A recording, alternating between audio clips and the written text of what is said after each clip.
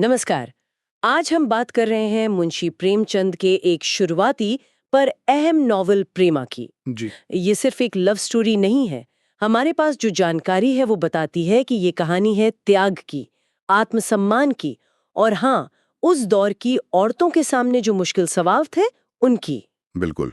मतलब सवाल ये कि प्यार चुने या फर्ज या अपना सम्मान, खासकर उस समय जब समाज के नियम बहुत सख्त थे। जो हाँ। सूत्र हैं वो बताते हैं कि प्रेमचंद ने इसी इसी टकराव को दिखाया है, एक इंसान की ख्वाहिश और समाज की उम्मीदें। हाँ। तो चलिए प्रेमा के सफर को देखते हैं, कैसे एक होनहार प्यार करने वाली लड़की हालात के चलते बिल्कुल बदल जाती है, त्याग का रास्ता चुन लेती है। तो कहानी शुरू होती है प्रेमा से। काफी इंटेलिजेंट है, खूबसूरत है और उसे प्यार हो जाता है डॉक्टर घनश्याम से। हम्म। घनश्याम भी एक, आप कह सकते हैं, नेक और पढ़े लिखे इंसान है और जैसा कि जिक्र मिलता है, दोनों परिवारों में शादी की बात भी चल रही होती है। सब ठीक लग रहा होता है। हाँ, मतलब एक आइडियल सिचुएशन जैसी लगती है शुरू में, पर तभी कहानी एकदम घूम जाती है। क्या होता है? प्रेमा के पिता, उनकी डेथ हो जाती है और परिवार पर अचानक पैसों का संकट आ जाता है। यहीं से प्रेमा की असल कहानी शुरू होती है, उसकी परीक्षा। अच्छा। ये सिर्फ एक दुखद घटना नहीं थी, ये उस समय की सच्चाई थी। एक कमाने वाला गया तो पूरा परिवार, खासकर अगर बेटियां हों, तो बहुत मुश्किल में आ जाता था। और फिर प्रेमा जो फैसला लेती है वो वाकई चौंकाने वाला है। हम्म। अपने परिवार को बचाने के लिए और अपनी छोटी बहन सुधा का फ्यूचर सिक्योर करने के लिए वो अपनी मोहब्बत कुर्बान कर देती है। हाँ, ये सबसे बड़ा मोड़ है कहानी का।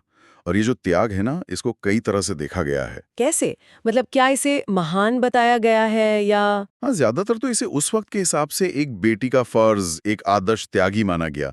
लेकिन कुछ लोग ये भी कहते हैं कि प्रेमचंद शायद ये दिखा रहे थे कि कैसे समाज आदर्श और फर्ज के नाम पर लोगों की, खासकर औरतों की पर्सनल खुशियों को कुचल देता है। हम्म। वो घनश्याम की शादी अपनी बहन सुधा से करवा देती है, हम्म। ये सोचकर कि घनश्याम ही सुधा के लिए बेस्ट रहेंगे। ओफ, जरा सोचिए घनश्याम की क्या हालत हुई होगी। बिल्कुल। पता चलता है कि घनश्याम का दिल तो टूट गया था, पर प्रेमा की इच्छा, उसका मान रखने के लिए वो सुधा से शादी कर लेते हैं। हाँ। और सुधा, वो बेचारी भी इस सच के साथ जी रही थी कि उसके पति के दिल में तो उसकी बहन है। हम्म। मतलब बहुत ही कॉम्प्लिकेटेड सिचुएशन थी सबके लिए। बहुत ज्यादा। हम्म। और इस कुर्बानी के बाद प्रेमा की अपनी जिंदगी पूरी तरह बदल जाती है। अच्छा, वो क्या करती है फिर? वो समाज सेवा में लग जाती है, जैसा हमने पढ़ा है। खासकर औरतों की एजुकेशन और उनके राइट्स के लिए काम करती है। ये सिर्फ अपने दुख से भागना नहीं था। ये उस दौर में जो सोशल रिफॉर्म मूवमेंट्स शुरू हो रहे थे, जो महिला जागरण की बात हो रही थी, उसकी भी एक झलक है। औरतें अपनी पहचान बनाने की कोशिश कर रही थीं। लेकिन समाज समाज इसे आसानी से एक्सेप्ट नहीं करता होगा, है ना? नहीं, बिल्कुल नहीं। बहुत से लोग, जैसा कि जिक्र आता है, उसके कैरेक्टर पे सवाल उठाते हैं। उसे घमंडी कहते हैं, पत्थर दिल कहते हैं। पर प्रेमा किसी की परवाह नहीं करती। वो अपने रास्ते पर चलती रहती है। यहाँ उसका सेल्फ रिस्पेक्ट दिखता है, उसकी हिम्मत। सही। और कहानी आगे कैसे बढ़ती है? घनश्याम और सुधा का क्या होता है? वक्त बीतता है, डॉक्टर घनश्याम बीमार पड़ जाते हैं और प्रेमा प्रेमा उनकी देखभाल करती है, लेकिन एक डिग्निटी, एक मर्यादा बनाए रखती है। अच्छा। और एक इंटरेस्टिंग बात यह भी है कि इस वक्त तक सुधा भी अपनी बहन के त्याग को, उसकी गहराई को समझने लगती है।